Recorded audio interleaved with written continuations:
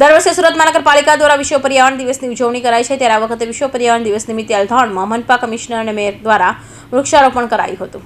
5 જૂનને વિશ્વ પર્યાવરણ દિવસ તરીકે ઉજવણી કરાય છે, ત્યારે સુરત મહાનગરપાલિકા દ્વારા પણ દર વર્ષની જેમ આ વર્ષે પણ વિશ્વ પર્યાવરણ દિવસની ઉજવણી કરવામાં આવી હતી, જેમાં અલથાણ ક્રિકેટ ગ્રાઉન્ડ ખાતે સુરત મહાનગરપાલિકાના કમિશનર અને મેયર દ્વારા 200 જેટલા વૃક્ષોનું રોપણ કરાયું હતું।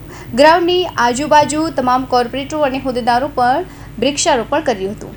તો વિશ્વ પર્યાવરણ દિવસ નિમિત્તે સુરતીઓને કમિશનર અને મેયરે અપીલ કરી હતી કે એક પેડ માં કે નામ અંતર્ગત પોતાના ઘર આંગણે એક વૃક્ષ વાવો, જેથી કરીને પર્યાવરણને જાળવી શકાય। સુરત મહાનગરપાલિકાના કમિશનર અને મેયરે વિસ્તારના લોકોને વૃક્ષોનું વિતરણ પણ કર્યું હતું।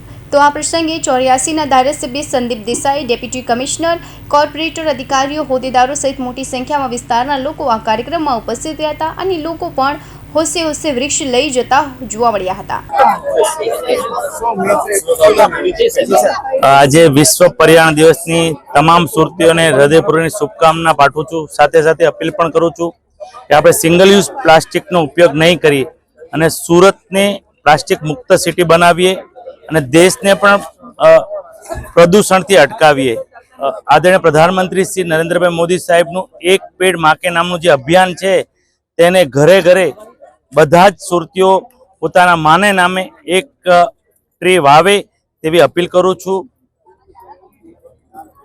કેટલા વૃક્ષો આજે રોપાયા? આજે અત્યારે 200 જેટલા વૃક્ષો વિવિધ કોર્પોરેટરશ્રીઓ, કમિશનરશ્રી અને સુરતની વહીવટની ટીમ દ્વારા આજે આયોજન કર્યું હતું।